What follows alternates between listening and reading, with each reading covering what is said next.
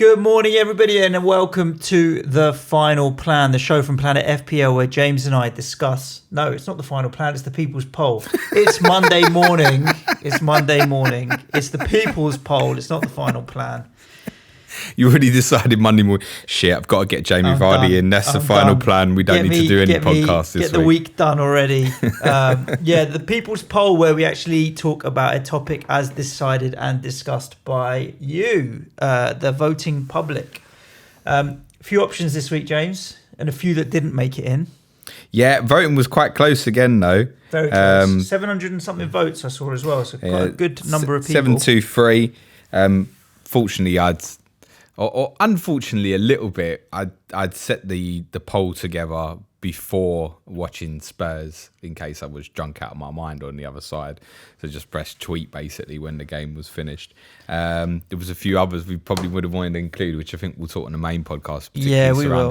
They'll get airtime this week. Some of the VAR decisions which we didn't want to go over again, and some strange... Apart from that, they were crap, and I'm with you. Get rid of it. Yeah. Good. I wasn't before, but now with you, get rid of it. Well, we ain't getting rid of it, so it doesn't matter. Some strange goings on at the Emirates, particularly surrounding Granit Xhaka. Yep. And some problems for Arsenal. They're not the only ones with problems at the moment. But I put out 4 options. I put out for an FPL squad with no 10.5 plus players. Mm-hmm. I led to this thinking on the basis of so many people thinking about captaining Kevin De Bruyne in the week that was gone. I did that, and then making me think, right, so you're going to pick him over, so no Sterling, no Aguero, which I presume's a little bit out of fear in terms of one or the other not playing. Obviously Aguero didn't start. Yep. And obviously that would mean no Mane or Salah. So just wanted to explore that idea. And no Aubameyang and no Kane. Yes, those as well. That finished just second in the voting. Just behind him third was I wanted to have a deeper look at what an FPL bench should look like, and having bought Lord Lundstrom myself this week, now in that awkward position that I didn't ever really want to be in, of deciding, shit, when do and when don't I play this dude? Yep. I also put out about Southampton, which I think a lot of the football fans in the community wanted to hear, because that was some deep, dark shit that happened Friday night, and I think there's deeper rooting issues at Southampton that could have been discussed. But we also put out and the winner of the poll was to do a chat on Jamie Vardy, who is now the current top scoring FPL player in the game. And also we're in a position where I've just bought him. Suj doesn't own him, so we can kind of attack this from both angles. No, I own him in Sky Fantasy Football though, so I think it's worth mentioning. And I think we're going to talk more about Sky moving forward than we are about FPL, because I'm doing better in that. So we're going to reframe everything we do in Sky context now. No, we're not. Okay. I think in the Sky game, we both bought Jamie Vardy before they played Newcastle, I think. Correct. Yeah. So that's a different game where, you have a captain on each particular game day. So that was the only game on that particular Sunday. Correct, it was the right time to move. And I think what's important to say is, look, I got Vardy in this week and it's worked out well for me. But I was not certain of that as a decision pre-game. I came to the conclusion sort of around about Thursday. I think early in the week I'd said it was my likely move. But the more I thought about it, the more I looked at, and this will sound laughable now, the more I looked at Southampton away and Palace away, I wasn't sure that the timing was right. That was part of the reason. Your reasoning, which was perfectly sound, was part of the reason why I didn't go from Aubameyang to Vardy. Thought Aubameyang's got Palace at home. It doesn't make sense. Would I rather, between now and Christmas, own Vardy than Aubameyang for the vast majority of the game weeks? Yes. But it didn't make sense to make that move this week. But it was one of the moves that I thought about that would give me money to have moved up to Kevin De Bruyne in the end. Otamendi for Rico was the one I made. But yeah, I mean, Vardy is now 9.2 and is likely to rise again this week, you'd think, wouldn't you? Yeah, I'd say so. I mean, it went up to 9.1 around about Monday or Tuesday. And I was happy to let it go at the time, like I said, because I wasn't sure that I was in the right place to make the right decision on it. Interestingly, the move for Vardy has been sustainable for a few weeks now. Obviously, he got the couple against Newcastle in game week 7. where he'd seen a 40,000 investment up to that game. There was then another sort of 40,000 investment, and I think the only reason that was slow because their next game was Liverpool. And following that, he jumped up around about 160,000 owners before Burnley away, and then jumped up another 200,000 owners before Southampton away, settling at just over 1 million owners His percentage is pre-kickoff what? against Southampton. 17% now? His ownership now, at the time of recording, is 19.9%. Yesterday was 17, yo. So it's gone up yesterday morning. It's gone up 2% in the day. He's going to be having to leave our differential team by the end of the week. Yeah. Well, that's a certainty. We'll cover that on the final plan on Friday. Yeah. He has been bought so far this game week by over 300,000 players. That's the combined total of the last 2 game weeks put together. So he's really skyrocketing. So I think it's safe to assume that he will be at least 9.3 come kickoff, which is a Saturday deadline as well. Yep. So the extra day of those Friday night transfers could well push him to 9.4. It's possible before the weekend start. I wouldn't be surprised if come Saturday morning the buys in are around about 800,000. I think it will be huge. And he's not obviously the only Leicester player getting mass investment in. Perez 85,000, Tielemans 69,000, Maddison 39,000, Pereira 43,000, Chilwell 167,000. All bought in so far this week. Of the ones you've mentioned, other than Perez, they've all had a price rise. Pereira, Chilwell, Maddison, Tielemans, Vardy all had a price rise this week so far. Maddison was the one that surprised me the most as a Maddison owner. Only getting 1 attacking return in a 9-0 was deeply, deeply disappointing. But then I saw that he'd had a price rise. So I think people do see his role in that side. And you've got to chalk it up to bad luck or just one of those days. But yeah. Well, Wilfred Ndidi's in for the sack because he was the only one not to get a return, an FPL return during the That's game mental. with a 3-pointer. Yeah, every other player got at least the clean sheet. Yeah. So I think probably Maddison owners and Ricardo Pereira owners were probably the ones to come out the weekend a little bit disappointed. With Siyunku, you're only really expecting your kind of 6 points anyway. Even Schmeichel had safe bonus. Tell me something. With Vardy as an option in the conversation, I don't really see what the talking points are now, because since Rodgers has taken over as the top scoring player in the Premier League, top FPL point scorer in the league now, he is incredibly well priced at 9.2, even at 9.3, 9.4, cheaper than Firmino, Aubameyang, Kane, all of those guys. So affordable for pretty much everyone. Leicester, on fire at the moment, playing well, incredible fixtures up until that Christmas break when they've got Liverpool and City back to back. But other than that, week in, week out, they'll be beating teams. 3rd in the table. Get him in, I guess. What would the argument be on the counter? Is he... Well, you've missed the points. I mean, the counter argument is... Missed the points for what? The last, 10 game weeks this season and last 7 or 8 last season, 18 game weeks. You've missed the points for 18 game weeks. He's going to keep going, and he's going to keep going. The counter argument is the next 3 fixtures could go either way.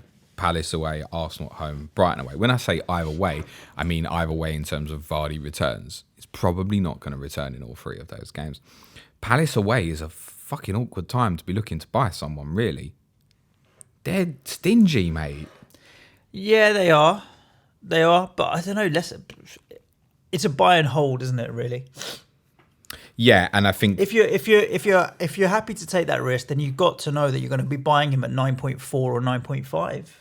I think in a couple of game weeks, and I'm not willing to do that. Yeah, the other thing to factor in is obviously the value. So, I mean, Aubameyang's lost 60,000 owners so far this week. Aubameyang 140,000, Pukki 135,000, Callum Wilson 70,000. Even 30,000 people have decided to move off Abraham and probably gone to Vardy themselves. Firmino's also lost some value. The only one that's not really, probably unexpectedly, is Kane, because he did score yesterday. Yeah, but he had a drop last game. Exactly. So 10.8 for Kane now looks suspiciously low. That'll only take one blank for Harry, and then those will be burning off Kane to get to Vardy as well. Obviously, Kane will always have a lot of dead team ownership as well. Yeah. Always. Yeah. I guess the argument is like, is it? Do you have to get him in? Are we at a stage where because ownership's still moderate? 20% is moderate ownership, and I think we can assume that come Saturday that will be in excess of 25%. I would say. Is it at that point that you have to go shit? I have to bite the bullet here. It's too much. It's the shield or whatever people call it. It's the coverage, right? I've managed to get away all season so far without owning. I say get away with my ranks, not saying that I'm getting away with it, but I haven't owned Tammy Abraham all season so far. But 45% ownership, he scores a couple, and I'm in trouble all of a sudden. So I think if Vardy gets to 25% ownership, we do need to really seriously consider him.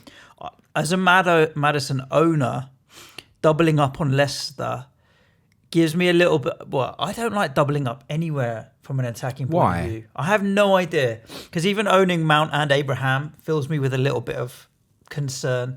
Owning Sterling and Kevin De Bruyne fills me with a little bit of concern. I need to think about this psychologically. Why do I not like doubling up so much, and I like spreading my players around? There's two cases to that, and it's kind of fear both ways. So it's the fear of, the team don't score, I've got two players definitely blanking. Yeah. With a case like Sterling and De Bruyne, look at it on the other side. They both return regularly. Well, yeah, so... no. There was a point, I suppose, where I'm moving towards, and we all are kind of sort of almost free hit teams.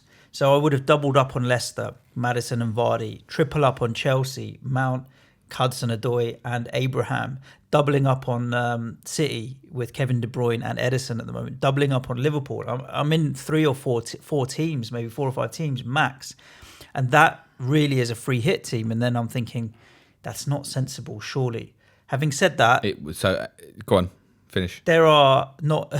with the likes of Arsenal misfiring, Spurs misfiring, United misfiring, and that kind of thing going on at any moment, you do want to gravitate towards the more reliable teams. And they're the top 4 for good reason. They've been the best 4 teams this season. Chelsea, City, Liverpool and United. Liverpool, City, Chelsea and Leicester. You know what I mean? So they're there for a reason, and they've been the most consistent as well. And that's what you want from FPL. So maybe it's not such a bad strategy to be so heavily into those 4 teams. I think it's absolutely viable to have your whole team from those 4 teams. Absolutely viable. I think it's viable to have 6 from Leicester and Chelsea. Yeah. I really do, because of the value in them as well. Chilwell, Maddison, Vardy, Hudson-Odoi, Mount and Abraham. But Leicester, solid. with Leicester, you could make unlike I think with Chelsea, where it's probably between max, we can put Pulisic in the conversation now, it's probably max 5. With Leicester, you could make a case for 9, I would say, to be in your FPL team right now.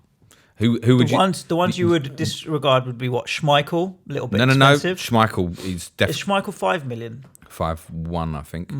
Okay. It's viable. The only 2 I would cross off Evans is Evans and Ndidi from that team that started the other day. Yeah, so you and Chilwell, Pereira, no issues with Harvey Barnes and Perez are dirt cheap. I mean, on Clash of the Correspondents, when we had Foxy FPL on Thursday, we talked about Perez a little bit, and we talked about this transition from a Newcastle team to a Leicester team. Correct. And obviously, pre-game Friday night hadn't scored. No. But he showed... And he is streaky, the little bastard, as well, right? Yeah. So suddenly he's down to like 3% ownership and 6 million. It's an unbelievable differential all of a sudden, isn't it? Maddison is still a good price. Harvey Barnes is cheaper than Ayoze Perez. Siyunku, Chilwell and Pereira have all got 3 different price blocks. Yep. We said on Thursday as well that Chilwell was going to be a matter of time. I'm not overly surprised. I think that FPL return from Chilwell has been coming for about a year. Yeah. So no surprise there. The worry with Chilwell is it going to be another year before he returns like that again, whereas Pereira will be much more consistent. I don't think so. I would go Chilwell of the 2. I would have pre-game as well. Good morning, man-child. How are you, sir? Well, yeah. Yeah, all right, mate.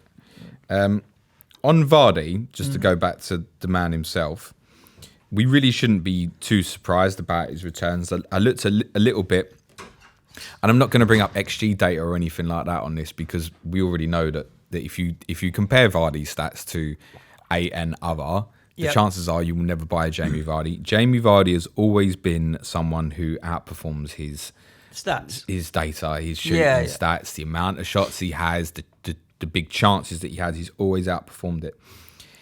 Last season, he scored 18 goals and 5 assists, and it felt like he didn't do anything until Brendan Rodgers came in, March? The year before, he scored 20 goals, 2 assists.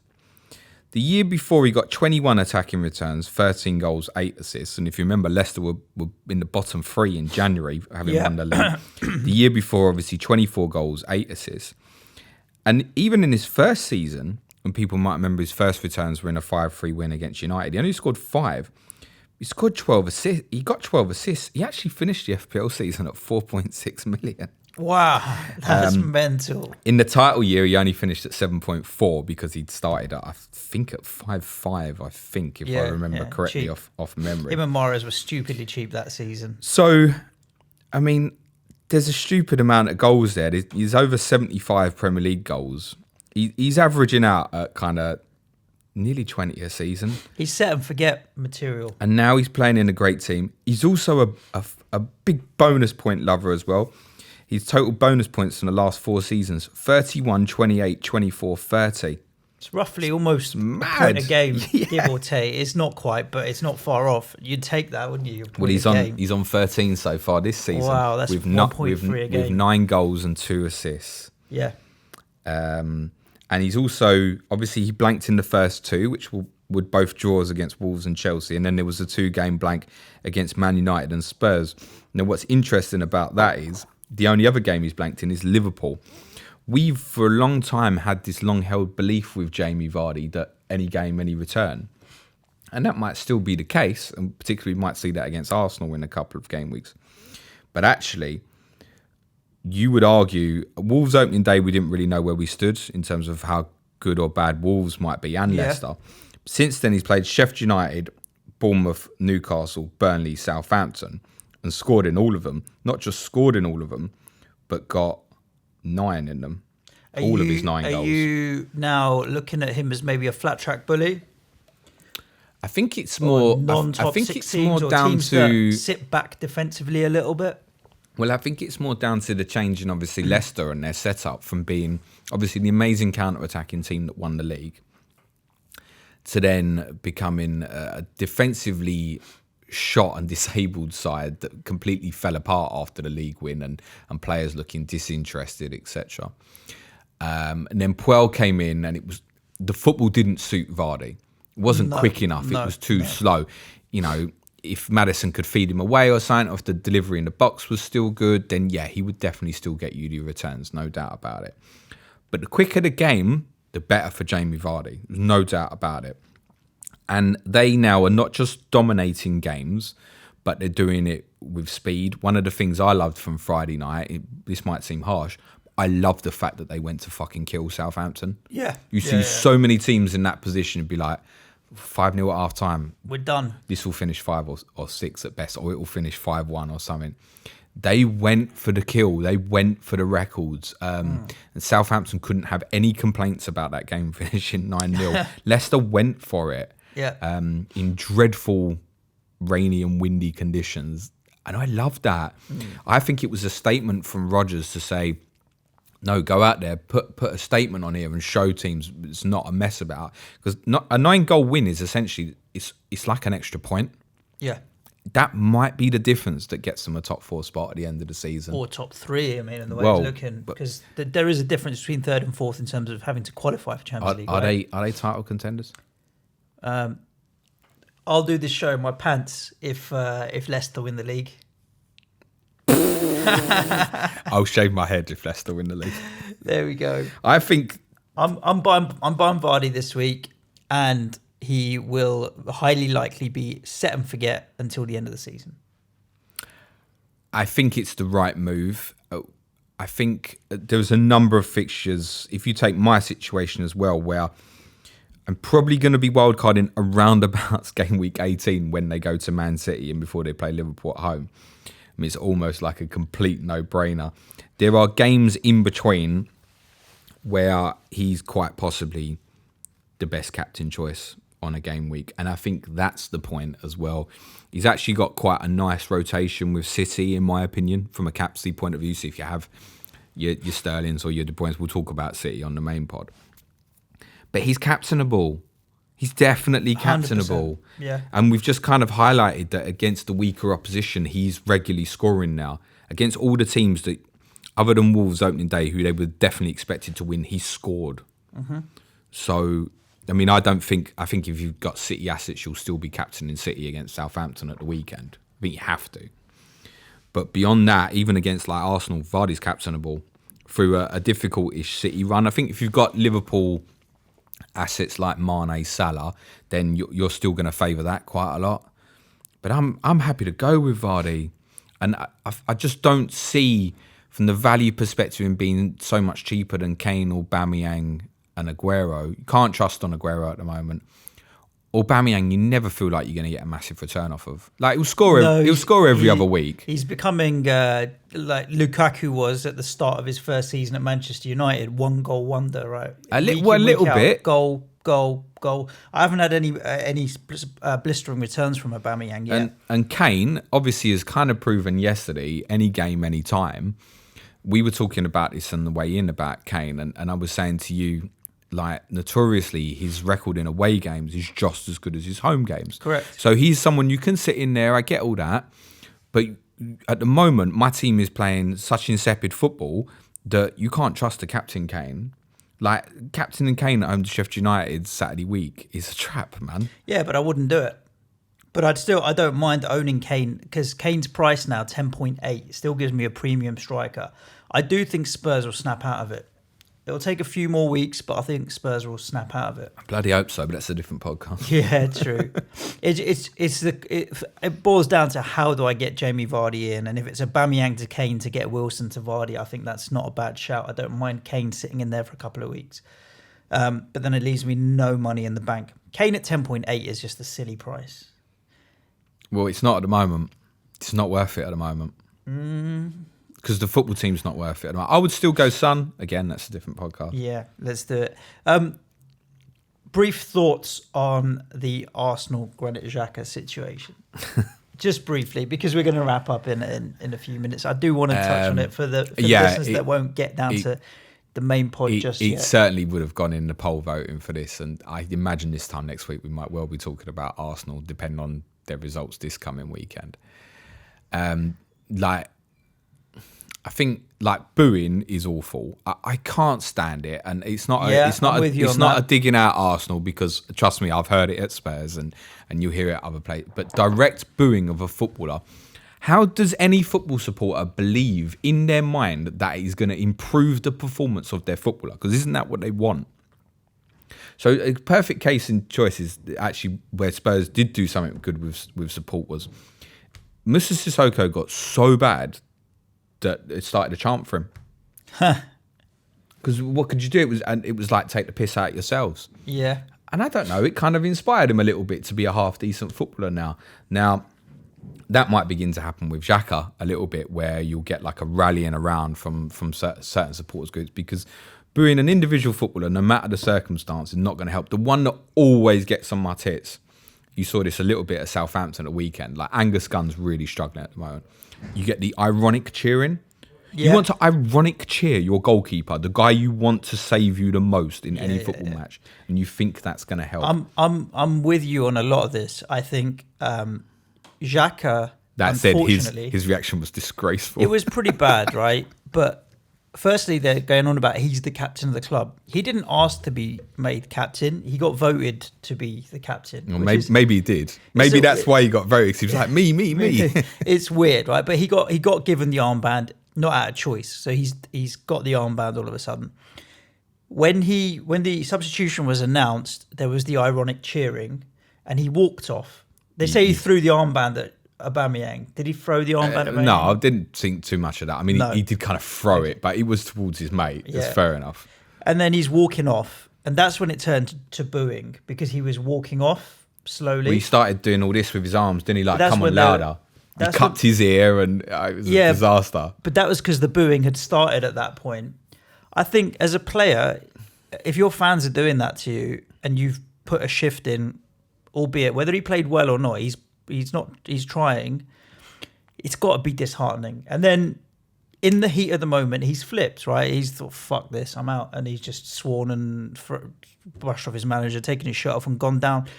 And I don't, it's a bad reaction, but it is a reaction. It's not a response. He hasn't thought about what he's doing. He's in the middle of a game. Well, he needs to. He doesn't want to get subbed off. He's been subbed off. He's got 60,000 people giving him grief about being subbed off. And he's reacted in a bad way. Now, if he comes out and does something on Twitter or whatever and says, look, you know what? I overreacted. I'm just being passionate about playing for my club. I didn't want to be subbed off. I'm disappointed with the reaction from the fans, but you know what? I shouldn't have sworn in that. I think it'll be moved on. People will move on. Because I did watch a couple of Arsenal fan TVs yesterday. I didn't have any of that. Okay, trust me. They were fucking funny. This is worth doing before the main pod, right? But they were livid. Literally, get this guy out of our club. Fuck Xhaka, whatever. But there was one or two, the sensible ones, who said his time as captaincy is done, but that doesn't mean his time at the club is necessarily done. And I can see that. So that's the outcome I would like to see. I'm not saying that you should ever tell your fans to fuck off. No, you can't. And you can't take your shirt off and judge on the colour, down the corridor to the tunnel, whatever. But the fans shouldn't be reacting in that way to him as well. This isn't precedent at Arsenal, right? It's happened with Abue 10 odd years ago. Yeah. And Abue recovered quite well. Has become almost like a cult-loved character at Arsenal, although didn't really recover as a footballer as such. But the fans got back on side because they could see he was trying. One of the things that 3-5 Who was saying last night, don't question that Xhaka's trying. It's just the other bits that let him down. And I think one of the things that Adams feels is that it's his position in the team that's harming him in terms of he's being asked to be the deep liar. Get someone else in there to protect him so he can play football. Yeah, the problem is that they want Torreira as a defensive midfielder. I think he's a better player, Torreira. So well, we ain't getting in the team. That's the thing. It's like Xhaka's got the armband and he's getting in ahead of Torreira, and everyone wants Torreira in the team. So you're already on a hiding to none because people want someone else in your boots. Plus, it's not helping as well. Their best player by a mile so far this season has been Guendouzi. He has been very good, excellent. Yeah. I think Xhaka can recover from it. He was one step away from... When he took the shirt off, I thought he was going to throw it the first time I saw it. If he'd thrown the shirt, it was finished. Yeah. Trust me, it was finished.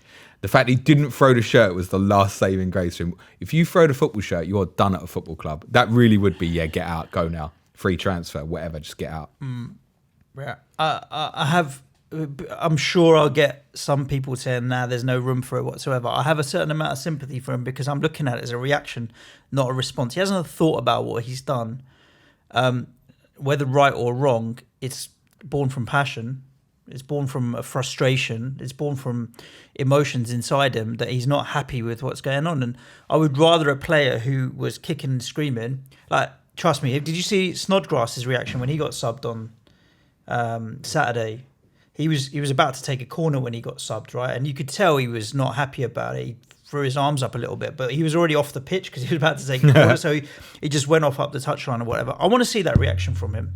I want him to be pissed off that he's being subbed off. No, you don't make a public display. But I want him to be frustrated. He only it was like 2 seconds and he got on with it and he walked off. You can show that frustration. I'll give it a good one Friday night. You could. When Harvey Barnes got took off for Leicester. I mean, admittedly, it was like 7-0 up at the time. Yeah. You could tell he was absolutely vexed.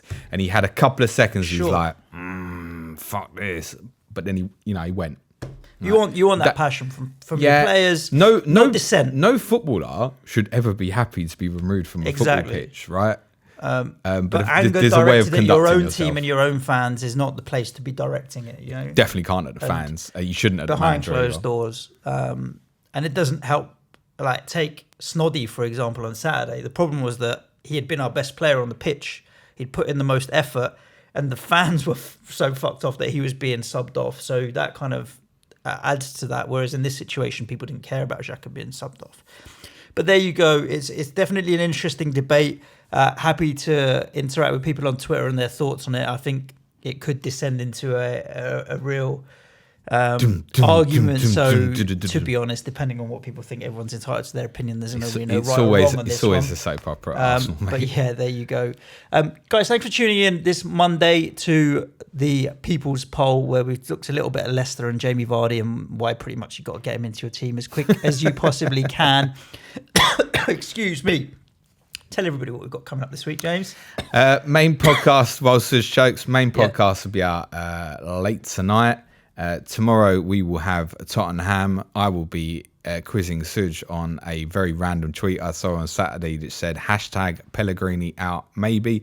On Wednesday we'll be talking Sky. Thursday our clash of the correspondents is Bournemouth against Manchester United with at AFCBNG and is my cap plan. And on Friday we'll talk about the final plan and Suj will be confirming that he's buying Jamie Vardy. Probably already bought by then. But depending on how the main pod goes today, it may be Kane and Vardy coming in, which really? Would be particularly interesting for Aubameyang. You just used your wild card. Suj, bless him. He wild carded 3 game weeks ago, got Aubameyang and Wilson, goals scored, nil point. Yeah, the first 7 game weeks between them returned in every game.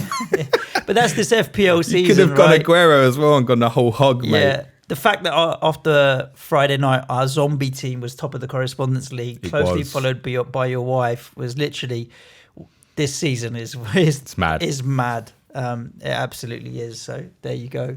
Thanks for tuning in. Do subscribe to the show if you're not already, or hit like or comment or tweet us at PlanetFPL Pod at Surgeon Shah, and we will be back with you later. Ciao for now. Cue music, man, child.